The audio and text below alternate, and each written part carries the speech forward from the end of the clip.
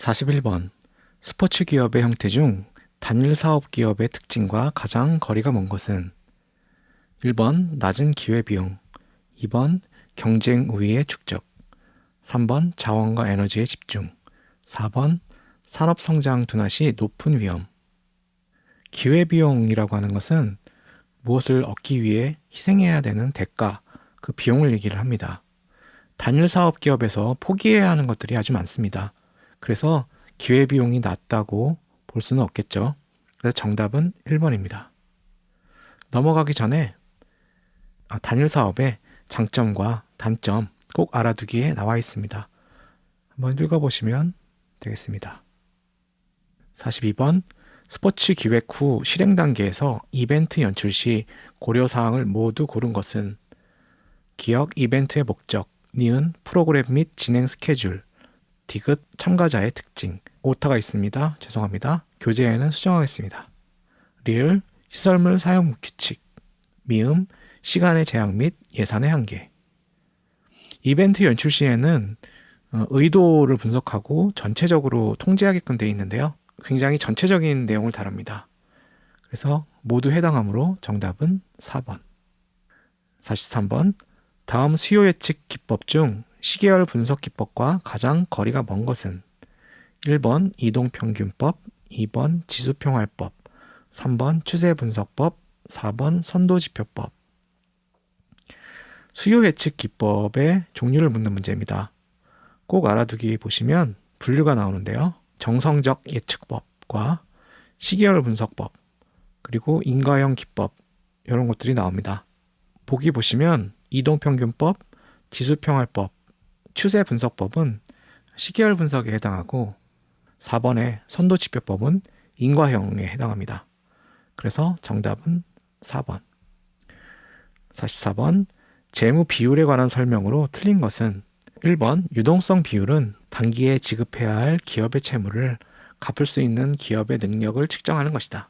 2번 수익성 비율이란 기업이 경영활동을 하면서 어느 정도의 수익을 발생시키는지를 나타내는 지표이다. 3번 부채 비율은 기업이 조달한 자본 중에서 자기 자본에 의존하고 있는 정도를 나타내는 지표로 자본 생산성 등이 해당한다. 4번 활동성 비율은 기업의 자산이 효율적으로 관리되고 있는 정도를 나타내는 지표로서 주로 기업의 자산 회전율에 의해 측정된다. 틀린 것을 고르라고 되어 있습니다.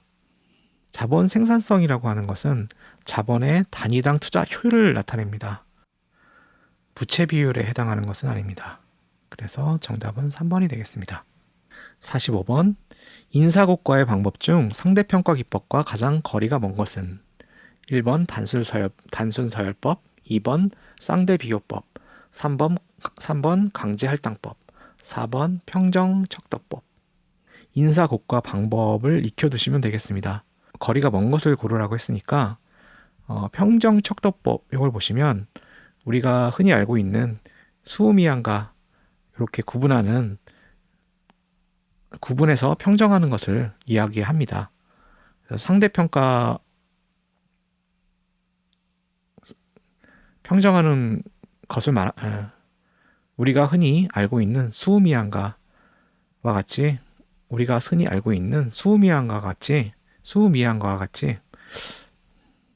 4번 평정척도법 보시면 우리가 흔히 알고 있는 수음이한가로 성적 구분하잖아요. 구분해서 평정하는 것입니다. 그래서 상대적으로 평가하는 것과는 좀 거리가 있습니다. 정답은 4번. 46번. 다음 괄호에 알맞은 스포츠 경영 환경은 스포츠 경영 환경을 조직에 대한 영향력이 직접적인가 간접적인가에 따라 분류할 때 기업은 특정 조직에게 직접적으로 영향을 미치는 환경으로 조직에 따라 상이하게 발생될 수 있고 구체적 환경이라고도 한다. 이에 비해 니은은 개별 조직의 단위에 직접적인 영향을 미친다기보다는 사회의 모든 조직에 유사하게 영향을 미치는 것으로 기업에 비해 그 범위가 넓고 경영에 미치는 영향이 간접적이다. 스포츠 환경에서의 환경 요소는 과업 환경적 요소와 일반 환경적 요소 이 두 가지가 있습니다.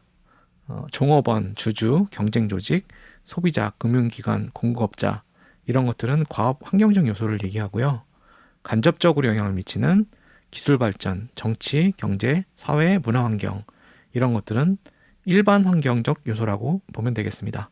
그래서 정답은 3번이 되겠습니다. 47번. 다음 중 스포츠 조직의 조직 역량 강화를 위해 제공자가 전달하고자 한 정보를 수신자가 어떻게 받아들였는지를 알려주는 반응으로 정확한 메시지가 전달되었는지 확인할 수 있는 커뮤니케이션의 구성 요소가 무엇이냐?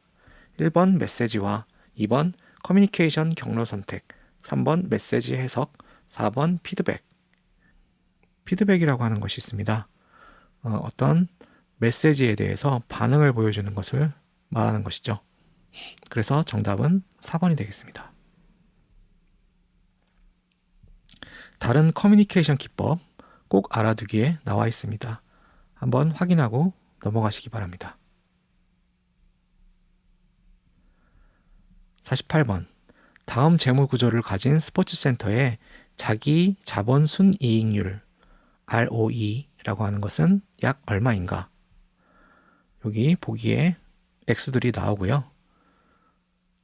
자기 자본 순이익률 공식을 알면 되겠습니다.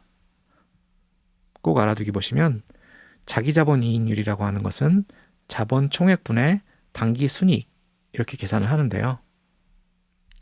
이 보기를 보시고 대입을 해보시면 0.17 해서 17%가 나옵니다. 정답은 3번. 49번. 경영자의 역할을 대인적, 정보적, 의사결정적 역할로 설명한 학자가 누군가? 1번 쿤츠, 2번 민츠버그, 3번 드러커, 4번 페이얼. 다 유명한 학자들이라서 각자의 이론들이 있는데요. 여기서는 민츠버그의 경영 역할 분류에 관한 내용을 묻는 것입니다. 꼭 알아두기 보시면 민츠버그는 대인적 역할, 정보적 역할, 의사결정적 역할 이렇게 해서 역할을 3가지로 나누어 설명을 했습니다. 정답은 2번. 50번. 다음 중 리더십 이론에 관한 설명으로 옳은 것은 1번 특성 이론에 의하면 리더는 리더십 행사에서 상황의 영향을 받을 수 있음을 제시한다. 2번 관리 격자 이론에 의하면 중간 관리자에게 가장 적절한 리더십 유형은 중간형 가로 세로이다. 3번 피들러의 상황 이론에서는 오타가 있습니다. 죄송합니다. 리더십의 상황 이론으로 리더 구성원 관계, 과업 구조, 리더의 직위 권한을 제시하고 있다. 4번 경로 목표 이론에서는 의사결정 상황에 따라 리더의 의사결정 유형을 달리하는 의사결정 나무를 시사하고 있다. 옳은 설명을 고르라고 했죠. 피들러 한번 보시면 피들러의 상황 이론이라고 하는 것이 있습니다. 어떤 원인 변수로 리더십 유형, 상황 변수로 리더 부하의 관계, 과업 구조, 직위 권력 이렇게 뽑았습니다. 그래서 적절한 것은 피들러에 대한 설명을 제대로 하고 있습니다. 정답은 3번.